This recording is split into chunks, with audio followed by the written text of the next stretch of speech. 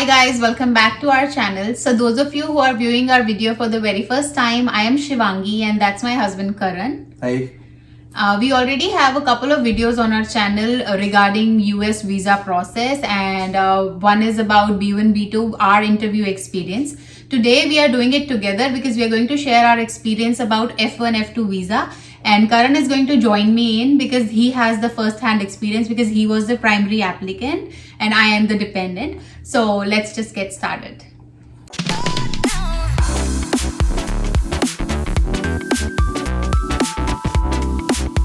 So let's get started, guys. The process of F1 visa was very straightforward. Though I was a little apprehensive because I was applying visa after almost 4 years of corporate experience. So पढ़ाई वढ़ाई सब छूट चुकी थी. So it was a new experience altogether. So the process is very similar to the H1 visa, B1, B2 visa or F1 visa. Everyone has to pay the DS 160 fee, right?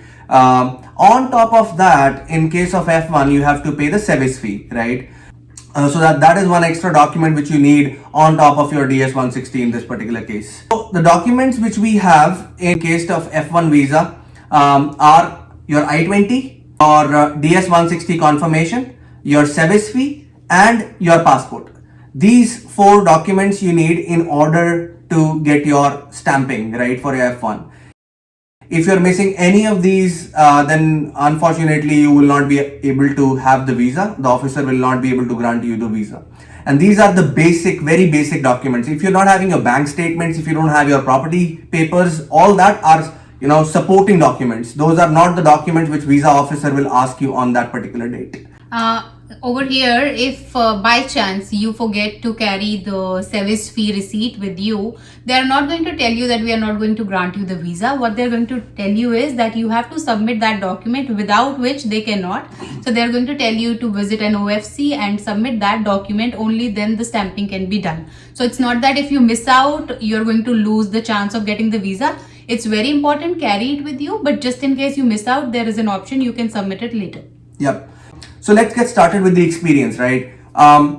Similar to B1, B2 or H1, you have to go the OFC prior, right? So the OFC is the center where you get your biometrics done. So the process is pretty much the same. We gave our interview 4 years back, but the basic guidelines and the documents are still the same, so no changes in that.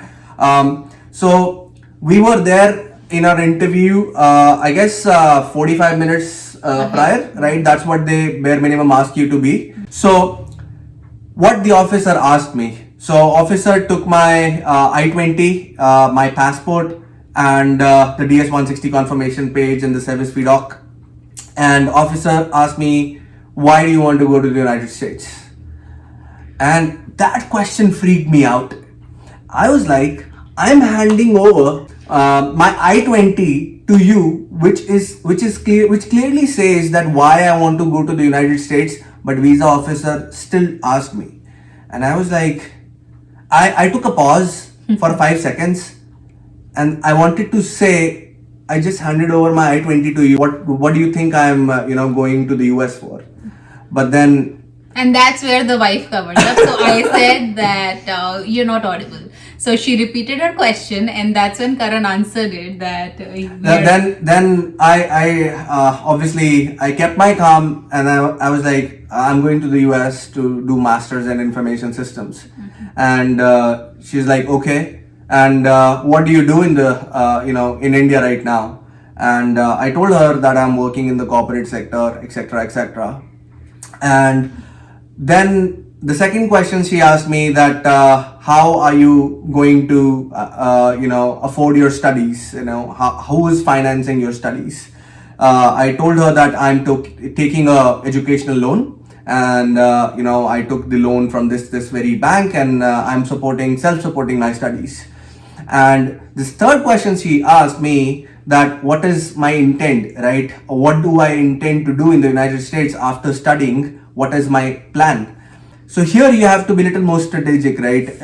You shouldn't be saying, hey, I'm going to the US, I'm going to study there for 2 years and then I'm gonna earn, live there and settle there for the rest of my life. If you say that, the officer is going to send you back home, right? Without granting the visa, obviously. And I think that's the primary reason why they ask you this question, because some people actually mess up in this question. Right. So you have to be very straightforward. You have to tell them that I'm going to the US to get that exposure, learn about the, like the corporate culture of the US, most importantly to gain knowledge, right?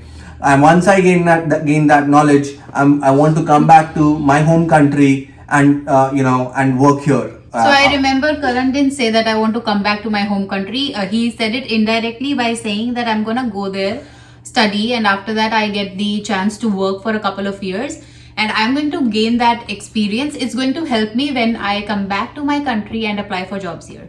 So that's what exactly. Yes. Yeah. I mean, the OPT, the optional practical training which you get is your right, but the intention of the applicant should be very crystal clear to the officer, that the applicant who is standing in front of me, his intent is to come back to his country and work for his country. Yeah, so I've mentioned this in previous videos as well. As long as you're applying for a non-immigrant visa, it's very important that the officer gets the idea that you do not plan on settling down in the US. Then obviously the officer will ask you the basic question: which university are you going in? How long is the course? Where do you plan on staying? So these are general questions which he would ask.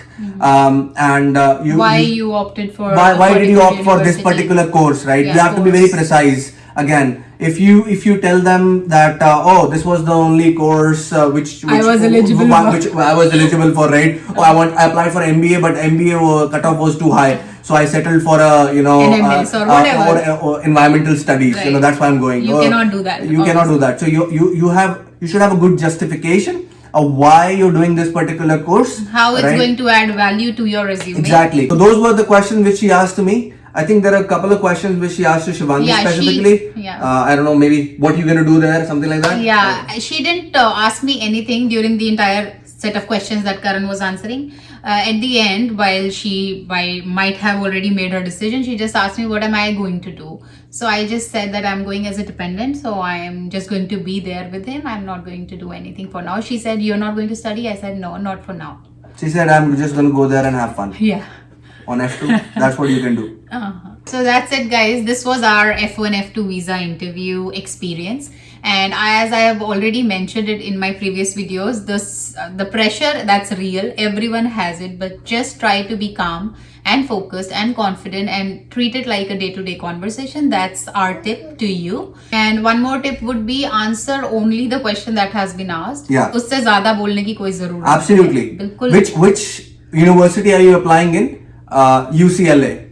Oh, I also wanted to apply in California State University, Northridge, but I couldn't go there because the temperature of that particular area is not good. Nobody is asking you this question. Just keep it to the point, right? Yeah.